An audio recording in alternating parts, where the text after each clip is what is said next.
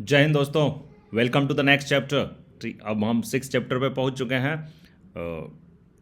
Constitution के हम six chapter पे पहुंच गए। Class 11 political science NCERT books हम कवर कर रहे हैं। तो judiciary six chapter in is about judiciary, न्यायपालिका। एंड न्यायपालिका हम जानते हैं हमारे देश में, हमें थोड़ा सा तो आइडिया है, हम सभी को है कि किसी भी देश में, हमारे ही देश में नहीं, किसी भी देश में न्यायपालिका का रोल बहुत ही इंपॉर्टेंट होता है दोस्तों। You all understand the role of न्यायपालिका। Judiciary is very important.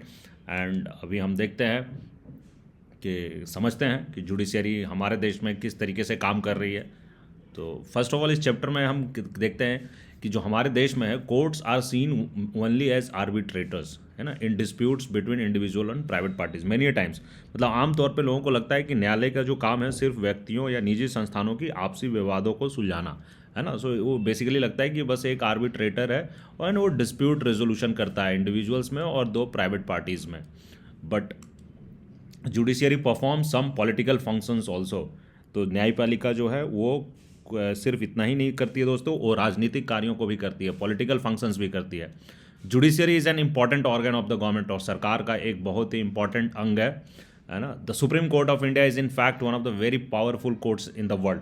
तो जो भारत में जो सुप्रीम कोर्ट है, सर्वोच्च न्यायालय है, वो भारत का जो सर्वोच्च न्यायालय है वो बहुत ही पावरफुल कोर्ट है ना, as compare to other courts of the world. So मतलब दुनिया के जो अपने अपने देश में, दुनिया के जो अन्य विभिन्न देशों में जो कोर्ट्स है, उनके जो सुप्रीम कोर्ट है, उनके जो हेड कोर्ट है या सबसे टॉप लेवल के जो उनके कोर्ट है, सर्वोच्च न्यायालय है, उनके पावर्स को अगर देखा जाए कि उनके पावर्स का प्राधिकार क्या है, लिमिटेशंस क्या है एंड जुरिस्डिक्शन क्या है, and if you compare that with the Indian supreme court के जो पावर्स क्या है, लिमिटेशंस क्या है, जुरिस्डिक्शन क्या है, so then you will realise कि Indian supreme court, the supreme court of India is actually very powerful court in the world. तो ये दुनिया के अन्य न्यायालयों से, विश्व के बाकी न्यायालयों से ये बहुत ही शक्तिशाली न्यायालय है।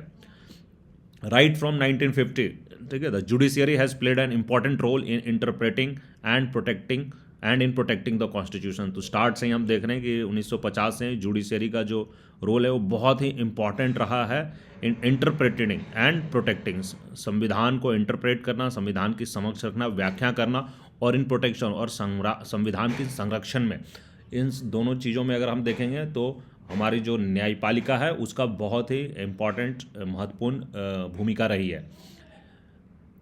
सो इस चैप्टर में हम पढ़ने वाले हैं role and importance of the judiciary, ठीक है, इन द चैप्टर। और जस्ट मैं आप लोगों को याद होगा कि जब फंडामेंटल राइट्स के बारे में हमने पढ़ा था तो वहाँ पे हम लोगों ने सीखा था कि judiciary is very important for protecting our rights. तो हमारे जो अधिकार हैं और जो मौलिक अधिकार है, दोनों अधिकार एवं मौलिक अधिकार दोनों के संरक्षण में सुप्रीम कोर्ट का, इनफैक्ट जुडिशियरी का बहुत ही इंपॉर्टेंट रोल रहा है, बहुत इंपॉर्टेंट भूमिका रहा है। सो एज यूजुअल किसी भी चैप्टर पढ़ने के पहले हम उस चैप्टर का हम पहले समझ लेते हैं कि हम इस चैप्टर से हम क्या सीखने वाले हैं, हमें क्या जानकारी प्राप्त होने वाली है। तो first thing is the meaning of independence of judiciary.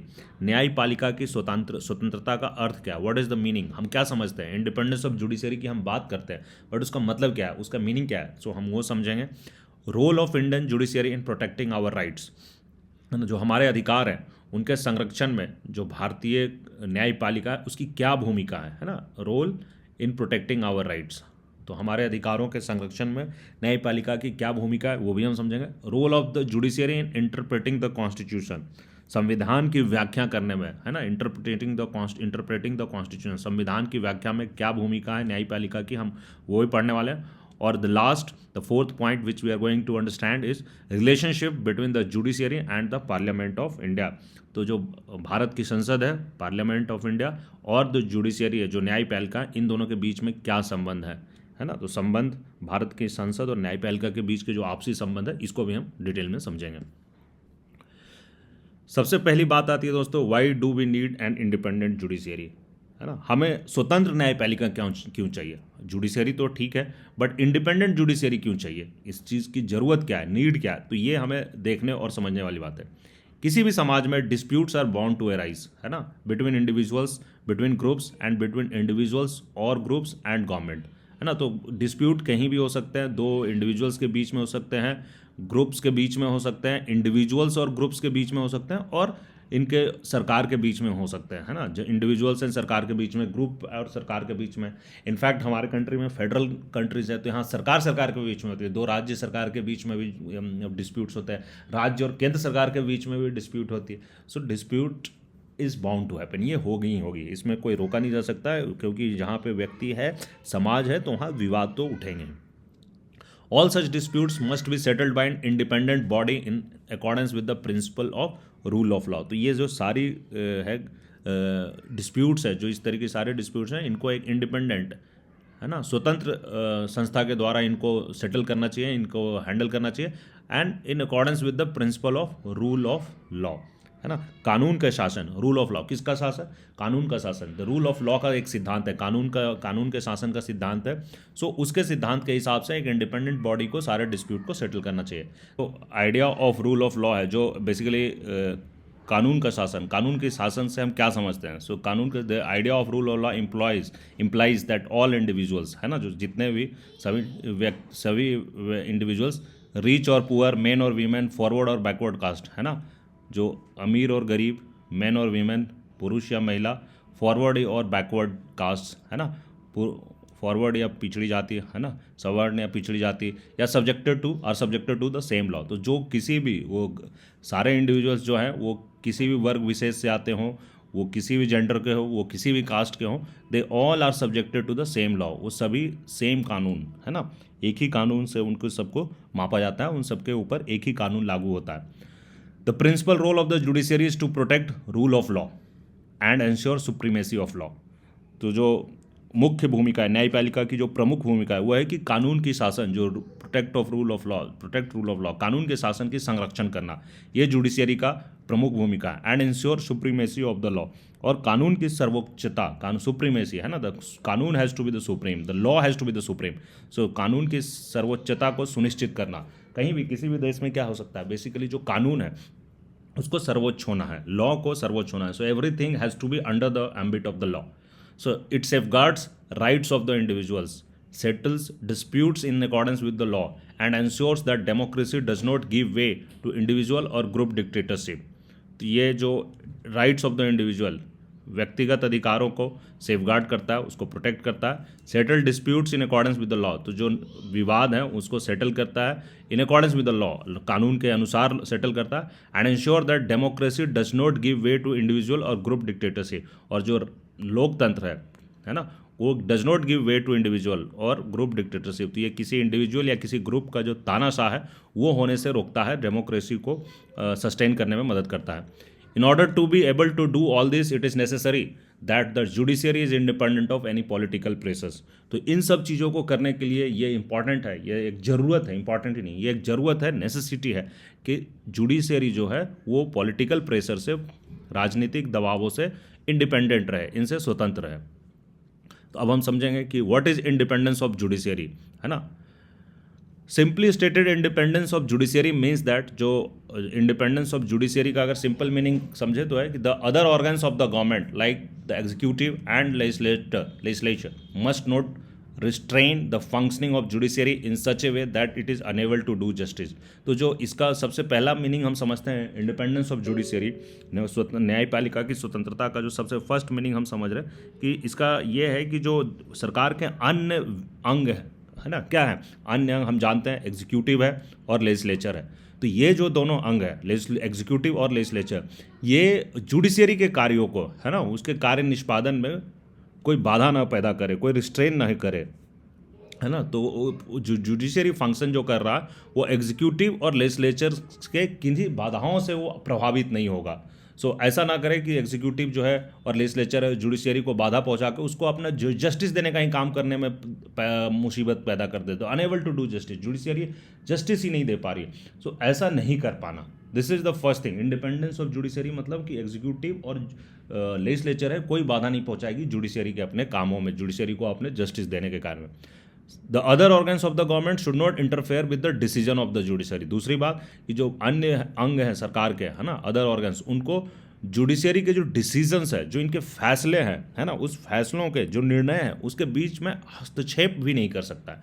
पहला क्या है कि वो restrain must not restrain the functioning, उनके कार्यों में, जुडिशरी के कार्यों में कोई बाधा नहीं पहुंचा सकता। दूसरा क्या है कि जो जुडिशरी के फैसले हैं, जो उनके निर्णय है, उसमें कोई हस्तक्षेप नहीं कर सकता, इंटरफेरेंस नहीं कर सकता। जजेस must be able to perform their functions without fear और फेवर। और जो न्यायाधीश है ना, वो बिना भय या भेदभाव, फियर और फेवर, विदाउट फियर और फेवर, वो अपने कार्यों को, कर्तव्यों को करने में, निर्वहन करने में वो आराम से कर सकते हैं। ठीक है, तो जजेस वो ऐसा होने चाहिए कि उनका ऐसा इन्वायरमेंट ऐसा सुटेबल होना चाहिए, ऐसे कंड्यूसिव होने चाहिए कि जज जो है वो कि बिना किसी भय के या बिना किसी भेदभाव के वो अपना फैसला सुनिश्चित कर सके, वो अपना कार्य कर सके। और तो ये अगर तीन चीज़ें हैं तो ये जुडिशरी का इंडिपेंडेंस का सिंपल मीनिंग जो है यही है। सरल शब्दों में हम इसी को कह सकते हैं कि this is what we mean by independence of judiciary. Independence of judiciary does not imply arbitrariness और एब्सेंस ऑफ अकाउंटेबिलिटी, है ना। तो न्यायपालिका का जो इंडिपेंडेंस है, स्वतंत्रता है, इसका ये मतलब नहीं है कि उत्तरदायित्व का अभाव, एब्सेंस ऑफ अकाउंटेबिलिटी, ऐसा भी नहीं है। और स्वेच्छाचारिता, आर्बिट्रेरीनेस भी नहीं है कि जुडिशरी कुछ भी अपने आप से किए जा रही है, ये आर्बिट्रेरीनेस भी नहीं है। और एब्सेंस ऑफ अकाउंटेबिलिटी, जो अकाउंटेबिलिटी है, उत्तरदायित्व का अभाव है, ये भी नहीं है। Judiciary is a part of the democratic political structure of the country. Judiciary जो है वो, judiciary is the part of the democratic political structure, है ना। जुडिशरी क्या है? डेमोक्रेटिक पॉलिटिकल स्ट्रक्चर, जो लोकतांत्रिक राजनीतिक संरचना है, डेमोक्रेटिक पॉलिटिकल स्ट्रक्चर जो लोकतांत्रिक राजनीतिक संरचना उसका एक हिस्सा है ना। It is there for accountable to the constitution. तो इस कारण से ये क्या है, देश का जो लोकतंत्र है, बेसिकली संविधान है, उसके प्रति उसका उत्तरदायित्व बनता है। टू द डेमोक्रेटिक ट्रेडिशंस, है ना। तो संविधान के प्रति अकाउंटेबिलिटी है, संविधान के प्रति अकाउंटेबिलिटी है। डेमोक्रेटिक ट्रेडिशंस, जो हमारे लोकतांत्रिक परंपराएं हैं, उनके प्रति भी उनकी जवाबदेही है। And to the people of the country, और जनता के प्रति भी, देश की जनता के प्रति भी उनकी अकाउंटेबिलिटी, उनकी जवाबदेही है। सो अब हम आगे समझेंगे कि how can the independence of judiciary be provided and protected. तो इंडिपेंडेंट ऑफ जुडिशियरी कैसे प्रदान किया जा सकता है और कैसे इसको सुनिश्चित किया जा सकता है। The Indian constitution has ensured the independence of the judiciary through a number of measures. तो भारत के जो संविधान है उसमें बहुत सारे ऐसे मेजर्स लिए गए हैं जिसके द्वारा जुडिशरी को इंडिपेंडेंस दिया जा रहा है। The legislature is not involve in the process of appointment of जजेस। तो सबसे पहली बात तो क्या है कि अगर इंडिपेंडेंस ऑफ जुडिशरी जो हमारे संविधान कैसे इंश्योर करता है, तो सबसे पहली बात है कि जो जजेस का जो अपॉइंटमेंट है, जो जजेस की नियुक्ति होती है, उस पूरी प्रक्रिया में लेजिस्लेचर का कोई इन्वॉल्वमेंट नहीं है। Thus it was believed that the party politics would not play a role in the process of the appointment। तो ऐसा माना गया था कि जो पार्टी की जो पॉलिटिक्स है वो कोई रोल प्ले नहीं करेगी, उसकी कोई भूमिका नहीं होगी जजेस के अपॉइंटमेंट में। In order to be appointed as a जज, a person must have experience as a lawyer and और must be well versed in law. तो एक जज बनने के लिए क्या होनी चाहिए, उनकी क्या क्राइटेरिया होनी चाहिए? उनको लॉयर का एक्सपीरियंस होना चाहिए, उनका एक लॉयर होने का, उनके पास वकील होने का एक एक्सपीरियंस होना चाहिए। और must be well versed in the law, और या फिर वो कानून के बहुत ज्ञाता हो, कानून के बहुत एक्सपर्ट रहे हो, है ना। Political opinions of the person और his or her political loyalty should not be the criteria for appointment judiciary. तो उसके जो राजनीतिक ओपिनियन है ना, या उसकी जो राजनीतिक लॉयल्टी है, जो किसी पार्टी विशेष के प्रति, या उसकी जो लॉयल्टी है, ये सब क्राइटेरिया नहीं होना चाहिए जुडिशरी के अपॉइंटमेंट के लिए। दूसरी जो इंपॉर्टेंट चीज़ है कि इंडिपेंडेंस ऑफ जुडिशरी के लिए कि जजेज हैव ए फिक्स्ड, जजेज का जो टेन्योर होता है, जो समय होता है, जितने समय के लिए उनका अपॉइंटमेंट किया जाता है, वो फिक्स होता है। They hold the office till reaching the age of retirement. तो रिटायरमेंट के एज तक वो ऑफिस में रहते हैं। Only in the exceptional cases, कुछ केसेस में जजेस में भी रिमूव्ड। हाँ, तो जज कहीं ऐसा ना हो जाए कि वही बेतरतीब हो जाए और वही लिमिटलेस हो जाए, तो उसके लिए कुछ एक्सेप्शनल ग्राउंड्स पे जजेस को रिमूव किया जा सकता है। But otherwise they have the security of the tenure. But अन्य केसों में अन्यथा देखा जाए तो उनकी जो टेन्यूर है वो सुरक्षित है। Security of the tenure ensures that जजेस कुड फंक्शन विदाउट फियर और फेवर। तो जब सिक्योरिटी ऑफ टेन्यूर, जब उनका टेन्यूर सुरक्षित है, तो वो बिना किसी भय या भेदभाव के आराम से वो कार्य कर सकते हैं, काम अपने कार्यों का निष्पादन कर सकते हैं। तो constitution prescribes a very difficult procedure for removal of जजेस। तो जो संविधान है, जजेस को हटाने का जो प्रोसीजर है, जो उनको रिमूव करने का जो प्रोसीजर है, वो काफ़ी डिफिकल्ट रखा है। वो जानबूझकर डिफिकल्ट रखा गया है कि जजेस को आसान तरीके से नहीं हटाया जा सके।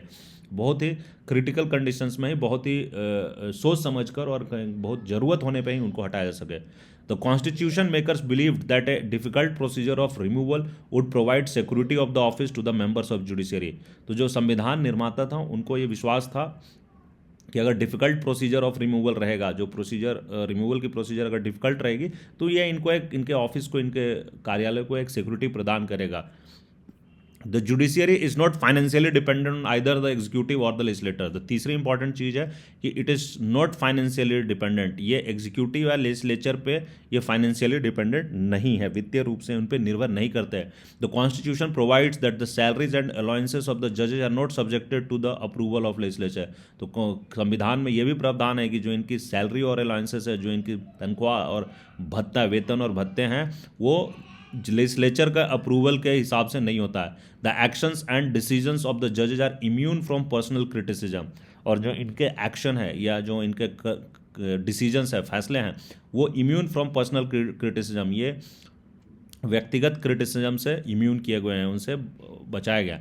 The judiciary has the power to penalise those who are found guilty of contempt of court. तो अगर कोई कोर्ट की अवमानना करता है, कंटेम्प्ट करता है, तो ऐसे में जज जुडिशरी के पास पावर है कि उसको भी वो सज़ा सुना सकता है, पिनलाइज कर सकता है अगर कोर्ट की अवमानना करे तो, कंटेम्प्ट ऑफ कोर्ट के रूप में। This authority of the court is seen as an effective protection to the जजेज फ्रॉम अनफेयर क्रिटिसिज्म। तो ये जो है, ये देखा जाता है कि ये जो पावर दिया गया, इससे ये बहुत ही इफेक्टिव है, प्रभावशाली तरीके से जजेज को अगर अनफेयर क्रिटिसिज्म, उनकी जो ज़रूरत नहीं है, ऐसे ही बेतरतीब, बिना हिसाब किताब, अनफेयर जो क्रिटिसिज्म अगर हो रही है, तो उनसे उनको सुरक्षित करता है, संरक्षित करता है। The parliament can not discuss the conduct of जजेस except when the proceedings to remove ए जज इज बीइंग कैरिड आउट। जो संविधान के पास, पार्लियामेंट के पास, संसद के पास भी ये पावर नहीं है। Parliament can not discuss the conduct of जजेस। जो जजेस का कंडक्ट है उसको पार्लियामेंट डिस्कस नहीं कर सकता है। सिर्फ कब करेगा? एक एक्सेप्शन है। एक एक्सेप्शन कब है? कि जब जज को रिमूव करने की बात हो रही है। ऑफकोर्स जज की रिमूव करने की बात हो रही है, तो जजेस की रिमूवल कैसे होती है? जजेस की removal, high court, supreme court के जजेस की रिमूवल एक स्पेशल मेजोरिटी के थ्रू पार्लियामेंट में पारित किया जाता है। दोनों राज्यों में, दोनों सदनों में अलग अलग तरीके से पारित की जाती है। तो वहाँ पे जब पार्लियामेंट किसी जज के रिमूवल की बात कर रहा है, तो उस समय तो वो जजेस की कंडक्ट को ऑफ कोर्स डिस्कस करेगा, तो वो एक एक्सेप्शन है। Other than that, if it is not a case of removal of a जज, conduct of judges cannot be discussed in the parliament. This gives the judiciary independence to adjudicate without fear of being criticized, है ना। तो इससे न्यायपालिका को आलोचना से, भय से विमुक्त होकर, उनसे बिना डरे हुए, without fear of being criticise, किसी आलोचना का भय नहीं है, उससे भय से बाहर होकर वो आराम से निर्णय दे सकते हैं, अपना इंडिपेंडेंटली वो अपना डिसीजन दे सकते हैं।